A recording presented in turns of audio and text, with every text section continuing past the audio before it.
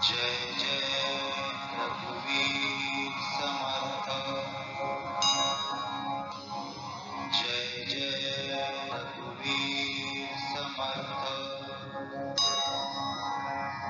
जय जय रघुवीर।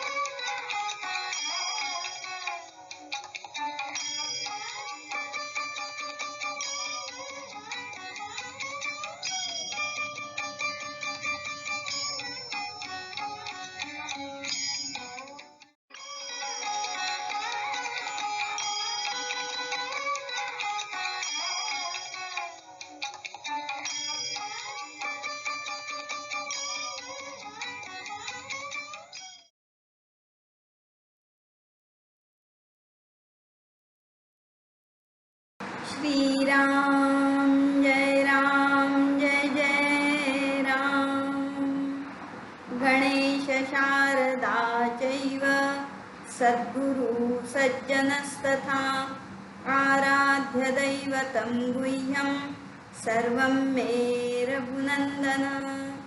गणेश शारदा सद्गुरु संत सज्जन कुळेश्वरू सर्व हि माझा रघुवीरू सद्गुरु रूपे। माझे आराध्य दैवत परम गुह्य गुह्यातीत गुह्यपणाची मात न चले जेथे। यो जातो मरुदंशजो क्षितितले संबोधयन् सज्जनान् ग्रंथं यो रचयन् सुपुण्यजनकं श्रीदासबोधाभिधम्। यकीर्त्या पठनेन सर्वविदुषां स्वान्तापहारी सदा सोऽयं मुक्तिकरक्षितौ विजयते श्रीरामदासो गुरुः।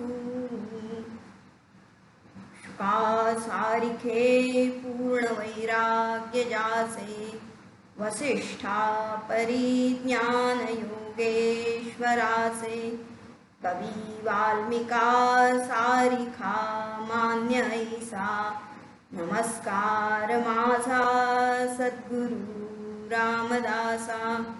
मला वाटते अंतरी त्वावसावे तुझ्या दासबोधासी त्वा बोधवावे। अपत्या परिपाववी प्रेमग्रासा महाराजया सद्गुरु रामदासा। जय जय रघुवीर समर्थ। समस्त जन कल्याणे निरतं करुणामयं नमामि चिन्मयं देवं सद्गुरुं ब्रह्मविद्वरं। हरि ओम। सद्गुरूंची कृपा सद्गुरूंचा वरदहस्त असा काही आहे त्याचा जय जयकार करतायत आणि त्याला समजून घेण्याचा आपण प्रयत्न करतो आहोत की सूर्याची उपमा दिली। सद्गुरू ज्या पदाला आहेत त्यांचं जे ज्ञान आहे आणि ते जे आपल्याला ज्ञान देतात ते कसं आहे तर म्हणले जसं की सूर्यप्रकाशामध्ये या अंधकार नष्ट होतो तसं हे अनावर असं असलेलं अज्ञान, अनावर म्हणजे त्याचा आवरच घालता येत नाही, अतिशय ना आपल्या मनावर आवर घालणं कठीण असतं ना। तर या माया हा शब्द जो आहे मराठीमध्ये आपण माया ज्याच्यासाठी वापरतो शब्द ना ती खरी मायाच असते। ते तोडणं फार अवघड असतं ना। हे समजा एखाद्या अनोळखी वस्तू किंवा काही आहे ती त्याग करणं सोपं आहे, पण जे आपलं असतं ते सोडणं, ती जी माया ती सोडायला किती अवघड असते बरं। आईचं जे मूल असतं आणि त्याच्यामुळे त्याग वैराग्य असं होऊ शकतं का? ते फार अवघड आहे ना माया म्हणजे। इतकंच कशाला पाहिजे ना, की अगदी एखादा चोर जरी आला आणि त्याला ते बाळ दिसलं तरी त्याच्या मनामध्ये तो गोडवा किंवा तो जो हळुवारपणा येईल त्याला, की नाही ते बाळाला काही करायचं नाही, त्याच्या मनामध्ये प्रेम उत्पन्न होतं. ही माया अशीच आहे, ती आवर घालणं कधी शक्य नाही. त्या भावनांना आवर घालणं फार अवघड असतं आणि मग त्या भावनांच्या आहारी आम्ही जातो आणि अडकून बसतो संसारामध्ये. पण हे ज्ञान जे आहे, जे ब्रह्मज्ञान आहे, ते आम्हाला यामधून बाहेर काढत असतं. आणि ते कसं आहे म्हटले, ते सूर्याच्या प्रकाशासारखं नाही आहे, 8 तासासारखं नाही आहे. तैसा नव्हे स्वामीराव करी जन्मवृत्य व्हावं, समूळ अज्ञानाचा ठावं पुसून टाकी. हे ज्ञान जेव्हा होतं तेव्हा पुन्हा अज्ञान काही उपस्थित होत नाही.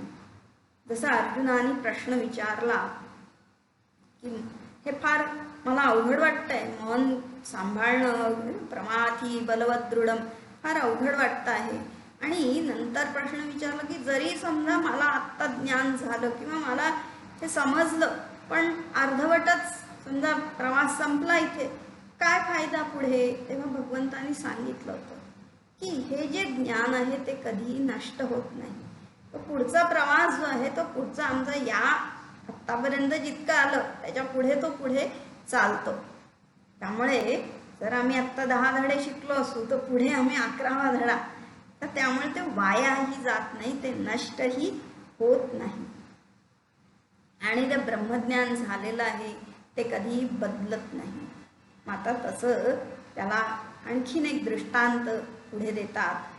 सुवर्णाचे लोह काही सर्वथा होणार नाही, तैसा गुरुदास संदेही पडोची नेणे सर्वथा श्रीराम. परिसाचा स्पर्श झाल्यानंतर लोखंडाचं सोनं होतं आणि ते सोनं झाल्यावर सुवर्णाचे लोह काही सर्वथा होणार नाही. समजा एकदा काच परिस्पर्श झाला आणि त्या लोखंडाचं सोनं झालं तर त्या सोन्याचं पुन्हा लोखंड होणार नाही. ते होत नाही खरं म्हणजे. सोनं म्हणजे सोनंच राहतं, पुन्हा ते लोखंडात परिवर्तित नाही होत. तैसा गुरुदास संदेही पडोची नेणी सर्वथा. तसा हा गुरुदास जो आहे, ज्या गुरूंनी त्याला हे धडे दिले, हे ब्रह्मज्ञान दिलं, तो त्यांचा दास, त्यांचा शिष्य सुद्धा पुन्हा या मायेच्या या बंधनात अडकत नाही, पुन्हा या मायेच्या भोवऱ्यात पडत नाही. तो गुरुदास जरी असला, दास जरी असला तरी सुद्धा आहे. मग आता तो गुरुदास आपण म्हटलं, हो म्हणजे मग ते स्वतः गुरु आणि आम्हाला दास ठेवलं का? तर त्याच्यासाठी म्हणून पुन्हा पुढचा दृष्टांत अतिशय सुंदर दिला. का सरिता गंगेसी मिळाली, मिळणी होता गंगा झाली, मग जरी वेगळी केली तरी होणार नाही सर्वथा. फार सुंदर आहे जे ना. आता मुद्दाम इतर कथा किंवा मी माझ्या वेगळ्या उपमा देत नाही, तर ही जी उपमा आहे तीच आपण समजून घ्यायचा प्रयत्न करायचा आहे. की ज्ञान जे आहे ना, गंगा हे ज्ञानाचं प्रतीक आहे. गंगा गम्यते ती म्हणजे जे जाणलं जातं ती गंगा आहे, ती ज्ञान आहे. मग आता ती गंगा जी आहे ती काय, गंगा जी का सरिता गंगेसी मिळाली. गंगा नदी वाहती आहे आणि त्याच्यामध्ये अनेक छोट्या छोट्या नद्या किंवा ओहोळ किंवा काय गावातली गटारं ती पण सगळी त्याच्यात जोडलेली असतात, जोडली जातात आणि ते मिळतात त्याच्यामध्ये. मग काय होतं त्याला, जेव्हा गंगेशी संगम झाला तेव्हा मिळणी होता गंगा झाली.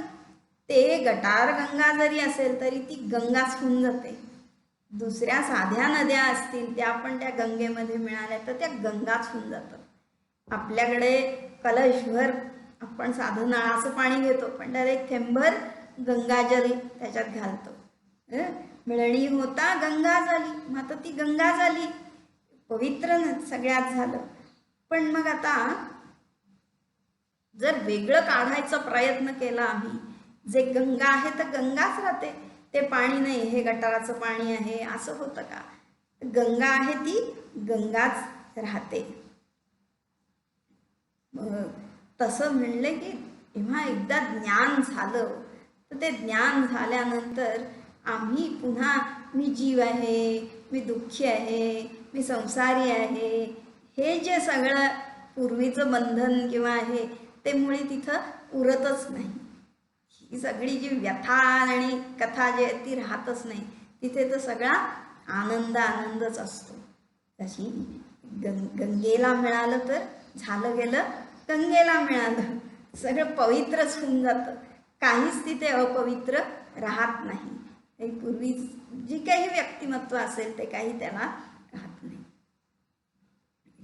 पण तरी पण म्हणले की रीती हे नाही होत की आता ज्या वेळेला ते गंगेला मिळालं तेव्हा ते गंगा म्हणून झालं. पण पूर्वी जर आपण तिथे त्या रस्त्याने मागे मागे चालत गेलो तर आम्ही त्याला काय म्हणू? ती गंगा नाही आहे, ते गटार आहे. पुढे मग काय म्हणतात ते आपण पाहूया. परी ते सरिता मिळणी मागे, वाहाळ मानिजेत जगे, तैसा नव्हे शिष्य वेगे, स्वामीच होय श्रीराम.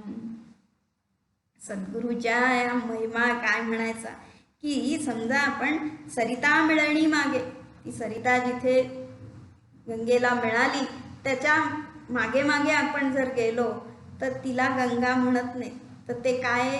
वाहाळ मानिजेत जगे, ते आपलं नुसतं काहीतरी ओहळ आहे किंवा गटार आहे असंच त्याला म्हटलं जातं. त्याला गंगा नाही म्हणत. त्या गंगेसारखं त्याला तिथे पावित्र्य नाही आहे, पूजनीय स्थान नाही आहे. पण तैसा नव्हे शिष्य वेगे, पण तसं शिष्याच्या बाबतीत नाही. जो गुरुदास आहे, जो गुरुला शरण गेला, ज्यांनी हे ब्रह्मज्ञान घेतलं, त्याच्या बाबतीत मात्र असं होत नाही. काय होतं? तो स्वामीच होय, तो स्वामीच होऊन जातो. आणि असं म्हटलंय ना की जो गुरु झाला किंवा संन्यासी असतो त्याचं पूर्वाश्रम विचारायचा नसतो. कारण जरी व्यवहारापुरतं सांगितलं हे पूर्वाश्रमीचे अमुक अमुक आहेत म्हणून, पण तरी सुद्धा त्याला ते पूर्वाश्रममुळे उरतच नाही काही. तिथं तो जीवभावच उरला नाही, तो पूर्णपणे मरूनच गेला. ते तत्वच फक्त जिथे राहिलं, जे सत्यच राहिलं, तिथे कुठला की व्यक्ती, ते नाव काय आणि गाव काय, कुठलं राहणार आहे बरं? तिथं ते काही राहतच नाही. आणि त्यामुळे तो पूर्व इतिहास काही असला तरी काही उरतच नाही तिथे. तैसा नव्हे शिष्य वेगे, स्वामीच होय. म्हणजे एक काहीतरी सांगावं लागेल की हिमालयामध्ये आपण जर गेलो तर तिथे अनेक अनेक साधू आहेत. आणि जसं म्हटलं होतं ना की यात्रा करणं म्हणजे तिथले जे महात्मे आहेत, साधू आहेत, त्यांना भेटायचं, त्यांना खरं दर्शन करायचं. आणि मग आता तिथे असेच काही आपले शहरामधले लोक गेले होते आणि त्यांना एक महात्मा भेटले. त्यांनी त्यांना नमस्कार केला. आणि आता सहसा काय होतं ना, आम्ही जातो सामान्य लोक, तर ते हेच प्रश्न असतात नेहमी, तुमचं मग पूर्वीचं गाव कोणतं, तुमचे आईवडील आहेत का, त्या गावी कोण असतं वगैरे सगळं. आणि त्या महात्म्यांनी सरळ सरळ आपलं मोकळेपणाने सांगितलं त्याचं पूर्वाश्रम. आणि खरोखर तो कसा आहे हे इथे समजतं की वाहाळ मानिजेत जगे. पूर्वीचं जे तिथं ते वाहाळच मानलं त्याला. पण शिष्यास नव्हे गे, स्वामीच होय. शिष्याला मात्र ते उरत नाही. असं त्याने ती कथा सांगितली होती की तो एका खेडेगावामधला शेतकरी कुटुंबातला मुलगा होता, कुठलं तरी मध्य प्रदेश, बिहार वगैरे कुठले तरी असेल. आणि तर तिथे काय झालं, तर शेतीवरून बऱ्याच भांडणं वगैरे असतात त्यांची. असंच एकदा त्यांची काहीतरी भांडणं झाली आणि हा गावी गेलेला होता आणि त्याच्या वडिलांना कोणीतरी मारलं. तर तो जसा आला आणि त्याला कळलं की असं असं झालेलं आहे, त्यांनी सरळ सुरा घेतला आणि 2-3 मुर्दे पाडले. आणि आता 20 वर्षाचा तो मुलगा अगदी व्यवस्थित, काही त्याच्या म्हणजे तो गुन्हेगारी क्षेत्रातला नव्हता, आपलं साधं आपलं कष्ट करायचे, शेती करायची, वाडी करायची. पण त्या वडिलांच्या दुःखापायी त्याला इतका क्रोध आला आणि त्या क्रोधाच्या भरामध्ये त्यांनी हे सगळं केलं. आणि ते केल्यानंतर त्याला त्या क्षणी की आपण हे काय करून बसलो त्याचं त्याला सुद्धा कळलं नव्हतं. ते सगळं एवढा मोठा गुन्हा झाला आणि मग आता काय करणार, आता पळून गेला तो. आणि पळून गेला तर हिमालयामध्ये गेला आणि तिथे मग आता साधूंच्या संगतीमध्ये राहिला. 20-25 वर्ष त्या संघामध्ये राहिला. पूर्वीचे संस्कारही असतील. आणि मग आता ज्ञान झालं सगळं, त्या ज्ञानामध्ये ते स्थित होऊन गेले, ते महात्माच होऊन गेले. इथे काही तैसा नव्हे शिष्य वेगे स्वामीच होय. त्याला पूर्वाश्रम पूर्वजन्मीचं काही ते राहिलं नाही. थोडा सुद्धा व्रण अंतःकरणामध्ये तो राहिला नाही. पूर्वीचं व्यक्तिमत्व मरून गेलं. आणि मग आता त्यांनी ते सगळं सांगितलं त्या लोकांना. आणि त्याच्यामध्ये एक वकील होता, तो सरळ म्हटला की पण तुम्ही कितीही केलं तरी म्हणले हा गुन्हा आहे आणि आज तुम्ही भेटलात तर आम्हाला तुम्हाला कोर्टात न्यावं लागेल म्हणे. तर बरोबर आहे म्हणे, त्यावेळी तर घडला गुन्हा आणि जर काही असेल तर न्या म्हणले, आता काय करणार. आणि झालं, कोर्टामध्ये उभं केलं त्यांना. सगळ्या फाईली काढल्या आणि तर किती 25 वर्ष होऊन गेली होती. तर ते फाईल सापडली, तो गुन्हा झालेला होता, या खेड्यामध्ये असं असं खुनाचं प्रकरण घडलं, सगळं होतं. पण ते प्रकरण पूर्णपणे बंद झालेलं होतं आणि कोर्टाने सुद्धा त्यावेळेला न्याय दिला की हा खटला बंद झालेला आहे आणि आता हे महात्मा आहेत त्यांच्यावर हे काहीही लागू होऊ शकत नाही. ते सगळं कधीच मिटून गेलेलं आहे, ते त्याला काहीच लागू शकलं नाही. त्याचं व्यक्तिमत्वच ते बदलून गेलेलं होतं. पण ते इतकं बदललं होतं की त्यांना आता काही हे पण राहिलं नव्हतं की मी येईन कोर्टामध्ये.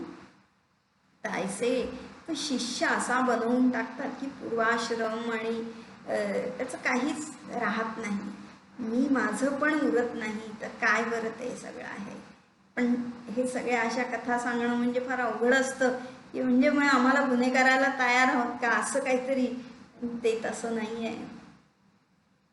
आधी ते धर्मपालन करून चित्त शुद्धी केल्यानंतर मग हा सगळा हे आहे. तर तो शिष्य जो आहे तो शिष्य राहत नाही, तर तो स्वामीच होऊन जातो. आपल्या इंद्रियांवर ज्यांनी विजय मिळवला तो स्वामी आहे. जो मनाचाच स्वामी आहे तो खरा स्वामी आहे. तर अशा प्रकारे हे सद्गुरू आहेत. पण आता त्या सद्गुरूंचं वर्णन करत असताना आम्ही प्रयत्न करतो आहोत उपमा देण्याचा. काय म्हणतात पुढे, परीस आपणा ऐसे करीना सुवर्णे लोहो पालटेना उपदेश करी बहुत जना अंकित सद्गुरूचा श्रीराम. परीसाने लोहाचं सोनं झालं पण त्या सोन्याचं परत लोह होत नाही हे सांगितलं.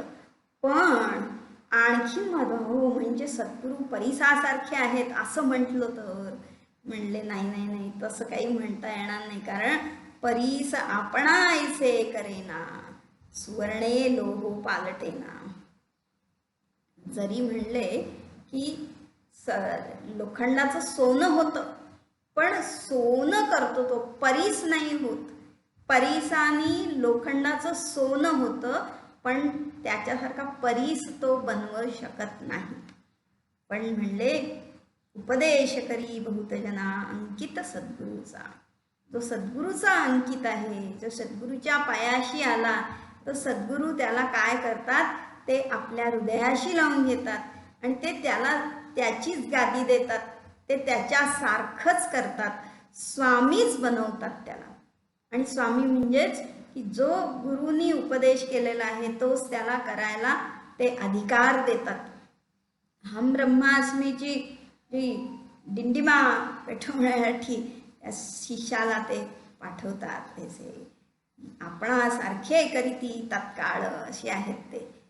परिसाचं सोनं होतं पण परीस नाही होत, त्यामुळे परिसाची उपमा सुद्धा ते काही देता येत नाही. ते शिष्यास गुरुत्व प्राप्त होय, सुवर्णे सुवर्ण करिता नये, म्हणून उपमानस आहे सद्गुरुसी परिसाची. श्रीराम. शिष्य जो आहे तो शिष्य उरत नाही, तो पण काय होतो, गुरुच होऊन जातो. हे ज्ञानच असं आहे मुळे की ते ज्ञान जेव्हा होतं, आता समजा आपण हे भौतिक ज्ञान घेतलं तर गंगा गंगेसी मिळाली जे म्हटलं, भौतिक ज्ञान आपण जेव्हा घेतलं तर समजा मी काय केमिस्ट्रीचं ज्ञान घेतलं तर मी केमिस्ट्री नाही होत, पण हे ब्रह्मज्ञान म्हणजे मी ब्रह्मच होऊन जाणार. आणि तसं जो शिष्य जो आहे तो पण त्याला गुरुत्व प्राप्त होतं, तोही गुरु बनतो.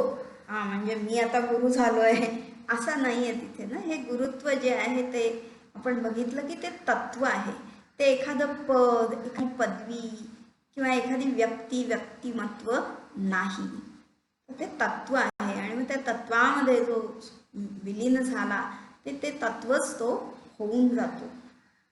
त्या शिष्याला सुद्धा गुरुत्व प्राप्त झालं, पण सोनं मात्र सुवर्णे सुवर्ण करिता नये, म्हणून उपमानस आहे सद्गुरु परिसाची. सुवर्णाचं सुवर्णच राहतं, तेच परीस नाही होत, म्हणून परिसाची उपमा काही त्याला देता येत नाही. म्हणजेच काय की इथे उपमा कशाची द्यायची हा काही एवढा प्रश्न नाही आहे, पण सद्गुरूला जर ठाव घ्यायचा झाला त्याचं वर्णन, आता वर्णवेना सद्गुरू जे आहे त्याचं हे विश्लेषण सगळं आहे की त्याला कसं वर्णन करायचं, ते त्याच्या पलीकडचं आहे असं. म्हणजे जेव्हा प्रभू रामचंद्र सुद्धा हनुमानजी त्यांच्या पायाशी येतात, पण रामचंद्र काय करतात, ते त्यांच्या उराशी लावून घेतात. तुम मम प्रिय भरत समभाई म्हणतात, तू माझ्या भरतासारखा प्रिय आहेस. त्याला दास नाही ते म्हणत, तो जरी दास म्हणून आहे, पायाशी आहे, पण ते मात्र आपल्या हृदयाशी लावून घेतात. असेच सद्गुरू जे आहेत ते गुरुपद सरळ सरळ त्याला देऊन टाकतात. एरवी आपण बघतो की खुर्ची सोडणं, सत्ता सोडणं फार अवघड असतं. आम्ही तर कितीतरी बघितले, 80-80 वर्षाचे जरी असले तरी पण ते त्या संस्थेचं अध्यक्षपद सोडायलाच तयार नसतात अजिबात. म्हणजे घरचंच असलं म्हणा की काय, पण तो पद तोडायलाच तयार नसतं. घरामधली ज्या सासूबाई 90 वर्षाच्या झाल्या तरी ते त्या स्वयंपाकघराचा जो ठेका त्या सोडायला तयार नसतात. नंतरच्या सुना पण नागसुना आल्या तरी सुद्धा त्यांचं जे माझं हे सगळं घर आहे हे जाणं फार अवघड असतं ना. मग दुसऱ्याला ते पद देणं हे फार तसं अवघड असतं. पण इथे मात्र की हे सगळं अंतरातलाच प्रवास आहे, तो काही बाहेरचा असा व्यवहारातला नाही आहे. त्यामुळे तिथे व्यवहारातल्या कशाचीच उपमा देणं काही जमतच नाही आहे. मग आता कसं म्हणावं त्यांना बरं, काय काय कसं आहेत बरं ते. म्हणजे उपमे द्यावा सागर, तरी तो अत्यंतची क्षार, अथवा म्हणो क्षीरसागर, तरी तो नासेल कल्पांती. श्रीराम. समजा परदेशातून कोणी आलं आणि मग त्यांनी सांगितलं की मी असं असं एक बघितलं, मग ते कसं होतं, ते कसं होतं, असं असं होतं, नाही पण तरी कसं होतं आम्हाला सांगा. पुन्हा पुन्हा वेगवेगळ्या प्रकारे सांग, नाही तसं नव्हतं, नाही तसं नव्हतं, न इति न कळे न कळे, असा तो त्या दुसऱ्या जगातलं हे जे ते तत्व आहे, जे सत्य आहे ते सांगताना अशी सगळी ही बुबडी वळती आहे. म्हणलं की सागराची उपमा देऊया.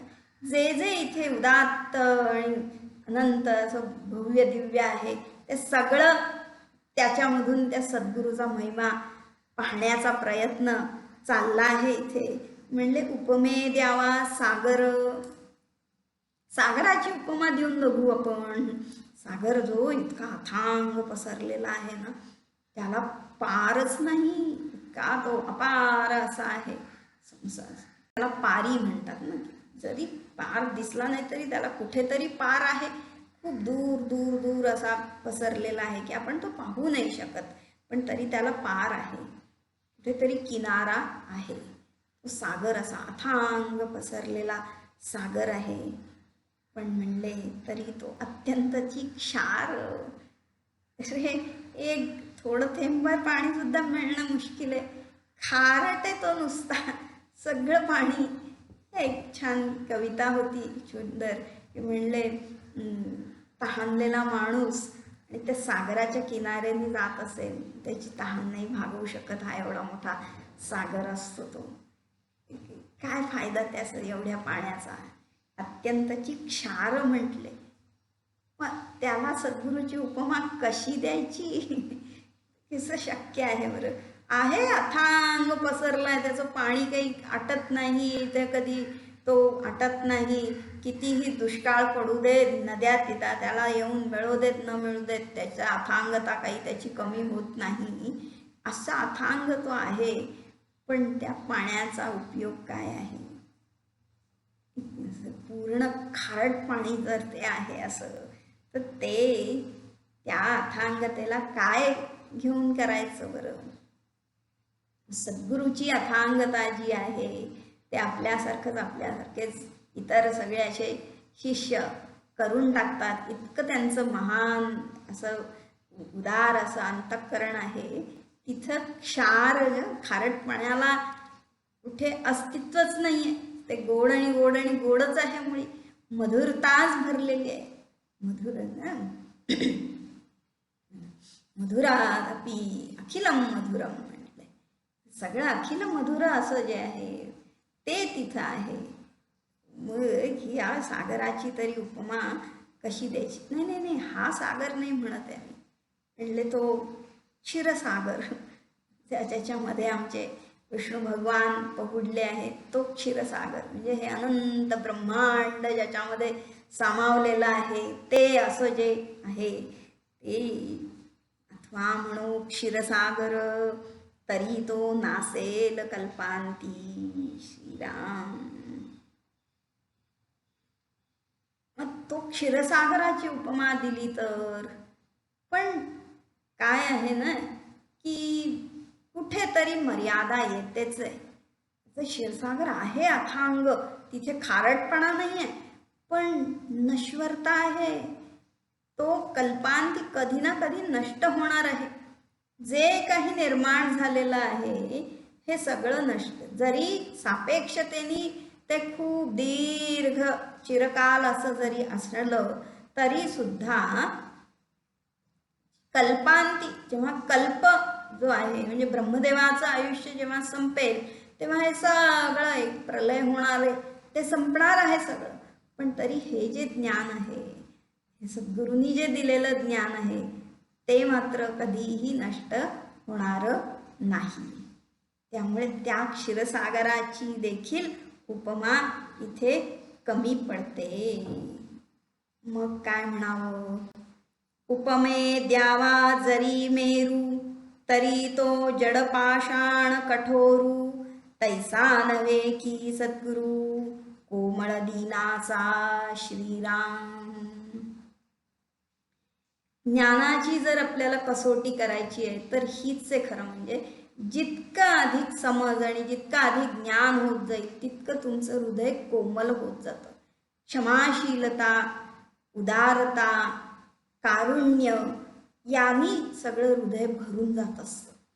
आणि मग आता जिथे अज्ञानच नाही, जिथे वासनेचा लवलेशही नाही, मग काय उरतं? जे स्वरूप आहे ते स्वरूप फक्त करुणा, दीनता, ही आहे प्रेम, आत्यंतिक प्रेम, क्षमा, हे म्हणजेच खरं आपलं स्वरूप आहे. मग त्या स्वरूपाचीच मूर्ती म्हणजे सद्गुरू आहेत ते. मग आता त्या अशा सद्गुरूंना म्हणले उपमा द्यावा मेरू पर्वतासारखे ते महान आहेत असं म्हटलं तर. मेरू पर्वत जो असं म्हणतात की या पृथ्वीचं केंद्र आहे, तो फार महान आहे ना. मग त्या मेरू पर्वताची उपमा आपण देऊन बघू म्हणले. पण काय म्हणे मेरू पर्वत काय द्यायची उपमा? तो म्हणले जड पाषाण कठोरू.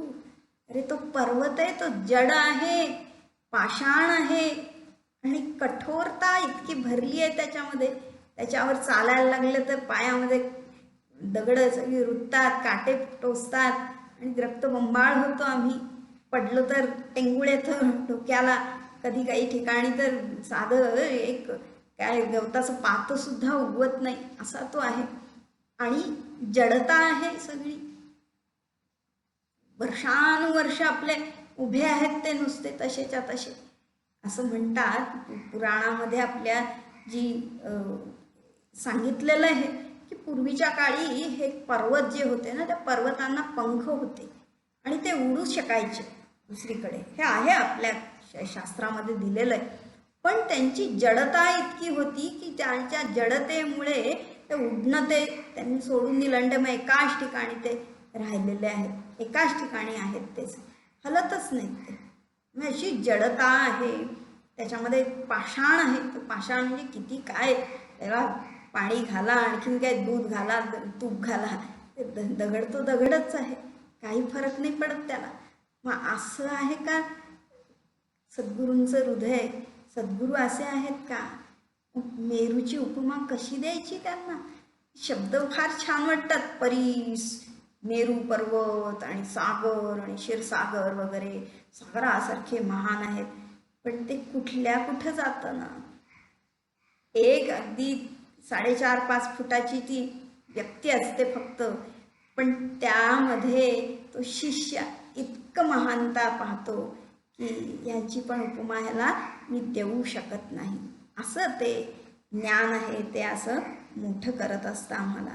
मग आणखीन काय तरी कसं जाणायचं, गणित काही आपल्याला सुटत नाही अजून. म्हणून आणखीन पुढे बघू कोणाकोणाची उपमा होतीये. जय जय रघुवीर समर्थ.